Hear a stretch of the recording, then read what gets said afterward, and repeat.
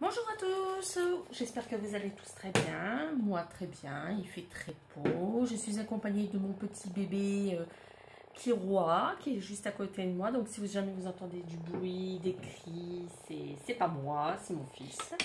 Donc voilà, donc aujourd'hui je vais vous présenter comment faire donc des brioches tupperware, avec les moules tupperware, pardon. Donc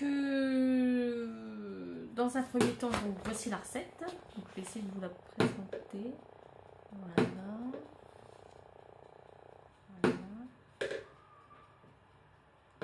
Voilà. Donc elle vient donc de Madame Milo Geneviève. Donc je ne la connais pas personnellement, mais bon, moi ça fait des années que je fais ces petites brioches là pour le goûter de mes enfants, même pour le petit déjeuner. Et franchement c'est un vrai régal. Elles sont super bonnes, toutes moelleuses et tout. Elles ne durcissent pas. Au bout d'une journée, si on le laisse dans un tupperware, franchement top. Et vous pouvez les faire aussi à la main.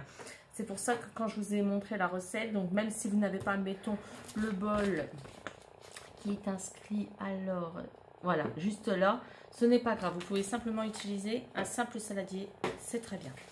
Donc, nous allons commencer la recette. Donc, il vous faut déjà dans un premier temps préchauffer votre four à 200 degrés sans la grille. Alors pourquoi? Parce qu'en fait moi j'utilise donc des moules de la marque donc Tupperware et donc le temps de préchauffage et tout ça, donc il faut à tout prix mettre sur une grille froide.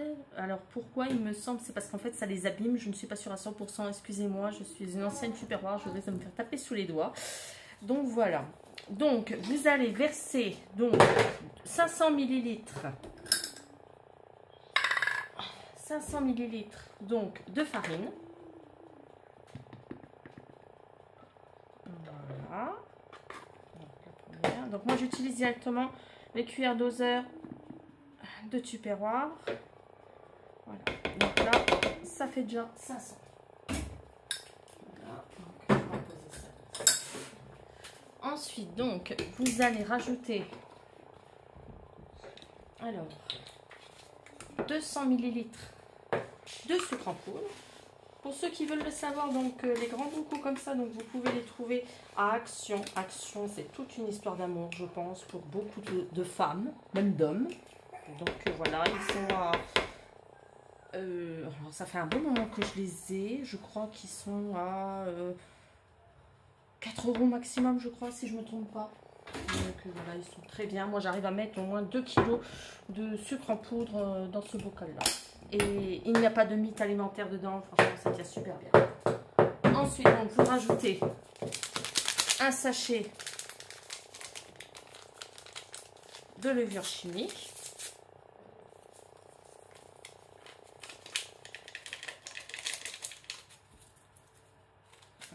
Voilà. Alors, pendant ce temps, moi, je l'ai déjà fait. Donc, j'ai fait fondre 40 g de beurre. Donc, vous mélangez. Voilà. Et vous rajoutez votre beurre. Voilà.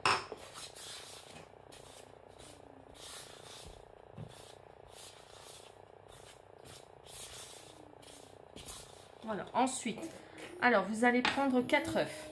Donc, moi, je les mets un à un. Alors, moi, je les casse dans un verre pour pouvoir éviter d'avoir de très mauvaises surprises, comme ça m'est déjà arrivé plusieurs fois. Donc maintenant, je préfère faire comme ça. Je prends un simple verre et je mets un par un les œufs, pardon, excusez-moi. Si je rajoute des verres dans la recette, ça risque de faire un peu de dégâts. Voilà. Donc vous touillez au bout du deuxième.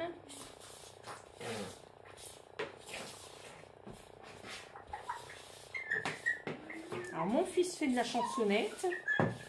C'est pas mal.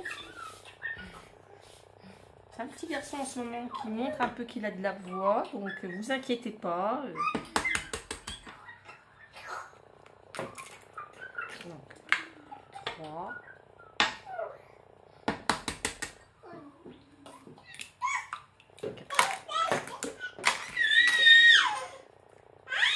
Voilà.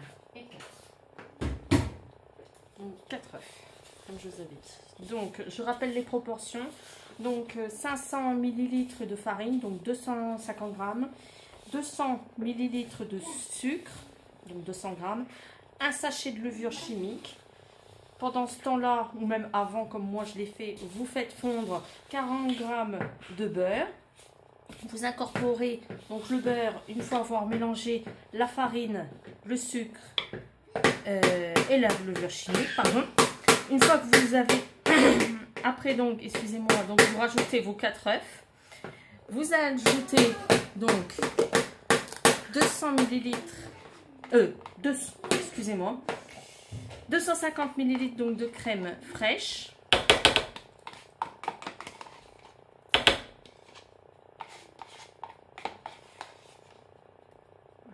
Voilà, donc j'ai rajouté tout la fin de mon pot, comme ça, pas de perte. Voilà, donc vous mélangez bien.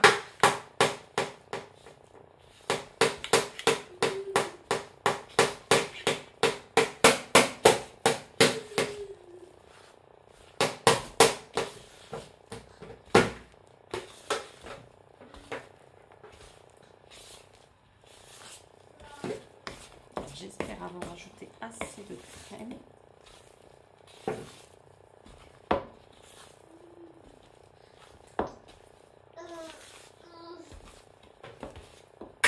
Voilà, si c'est bon.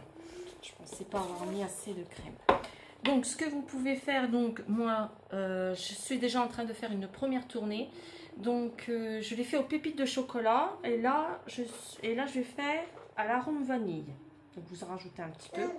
Vous pouvez aussi le faire nature. Rajouter des fruits secs. Même du chocolat en poudre. Ça marche aussi. Ça donne un petit goût aussi. Ça évite qu'il soit tout le temps nature. Voilà.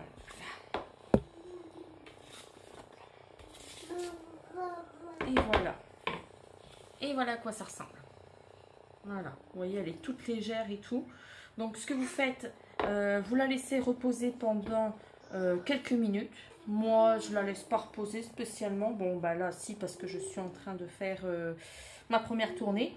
Donc, vous enfournez bien sûr, vous répartissez donc vos pâtes, la pâte, dans votre moule à brioche, ou n'importe quel moule.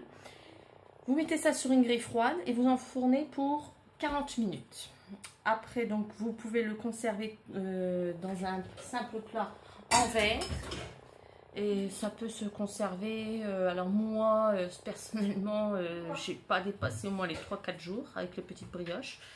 Donc, voilà, je vais vous montrer en même temps la première tournée. Alors, je ne sais pas si vous allez voir quelque chose, attendez.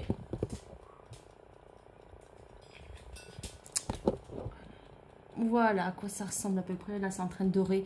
Il reste quoi? Même pas 10 minutes. Donc, vous laissez bien...